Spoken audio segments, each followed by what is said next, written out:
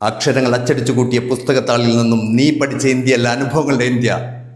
കോടിക്കണക്കായ പട്ടിണിക്കാരുടെയും നിരക്ഷരുടെയും India. കൂട്ടിക്കൊടുപ്പുകാരുടെയും വേശികളുടെയും തോട്ടികളുടെയും കുഷ്ഠരോഗികളുടെയും India.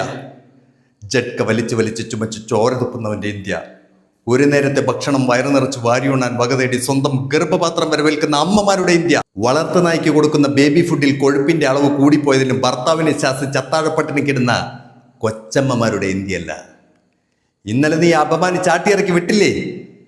ഇതുപോലുള്ള പാവം കൃഷ്ണേട്ടന്മാരുടെ കണ്ണീരിൻ്റെയും നൊമ്പരങ്ങളുടെയും ത്യാഗങ്ങളുടെയും India. India എന്ന മഹാരാജ്യത്തിൻ്റെ സോൾ, ആത്മാവ്. IAS അക്കാഡമി വർഷാവർഷം വിരിയിച്ചെടുക്കുന്ന നിന്നെപ്പോലുള്ള സ്നോബുകൾക്ക് അത് തൊട്ടറിയാനുള്ള സെൻസ് ഉണ്ടാവണം, സെൻസിബിലിറ്റി ഉണ്ടാവണം, സെൻസിറ്റിവിറ്റി ഉണ്ടാവണം. മേലിൽ ഒരാണിൻ്റെയും മുഖത്തിന് നേരെ ഉയരില്ല നിന്റെ ഈ കയ്യ്. അതെനിക്കറിയാഞ്ഞിട്ടല്ല, പക്ഷേ നീ ഒരു പെണ്ണായിപ്പോയി.